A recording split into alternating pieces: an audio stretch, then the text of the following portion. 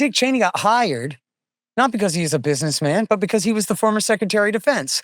And Halliburton thought that they were going to get a bunch of free money from the taxpayer. But the problem was the Democrats were in power, and Dick Cheney didn't really have that much juice in Washington at that time to guarantee Halliburton a bunch of government welfare.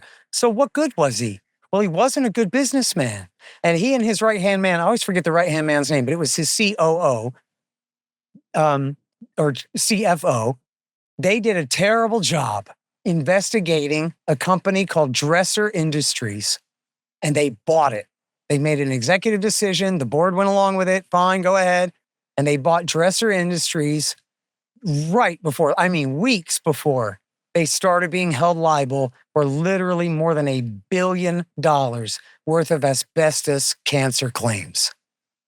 Oh, so they bought Dresser Industries, who had all of these claims that they didn't know about. So they inherited all the liability from the company they bought. So now he's $1 billion in the hole, and he's got to figure it out.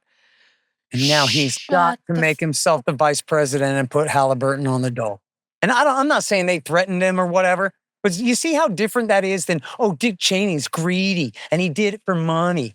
He did it for money for other people who he owed a lot of money. And these guys are gangsters. Like, I'm not making any specific accusations against any specific people, but if I was the CEO of Halliburton and I screwed up and screwed them out of $1 billion, I would also make sure that I became vice president and put them on the dole, building army bases. Okay. It's a huge motive. And by the way, he's the same guy who explained perfectly in 1994 why not to go to Baghdad. Because Iran will get the South and the East. We'll have a problem with Syria in the West. We'll have the Kurds who want to break off. That's going to cause a problem with our friends, the Turks. We'll have urban combat where our soldiers are getting chewed up, hunting and fighting people in cities. It's terrible. And we decided there's no way Saddam Hussein is worth it. That's what Dick Cheney said in 1994. And if you take down the central government in Iraq, you can easily end up seeing pieces of Iraq fly off. Part of it, the Syrians would like to have to the west. Part of eastern Iraq, the Iranians would like to claim, fought over for 8 years. In the north, you've got the Kurds. And if the Kurds spin loose and join with the Kurds in Turkey, then you threaten the territorial integrity of Turkey. It's a quagmire if you go that far and try to take over Iraq. The other thing was casualties. Everyone was impressed with the fact that we were able to do our job with as few casualties as we had.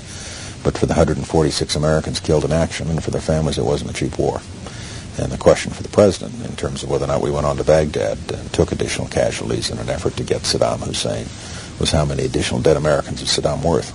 And our judgment was not very many, and I think we got it right. Yeah, everybody can look it up on YouTube. So interview at AEI, at the American Enterprise Institute. So then, and he's the same guy who turned around 9 years later and caused exactly the crisis that he said would happen if he did it. Because the Halliburton was $1 billion in debt. And because that was what Benjamin Netanyahu wanted. Thank you so much for watching.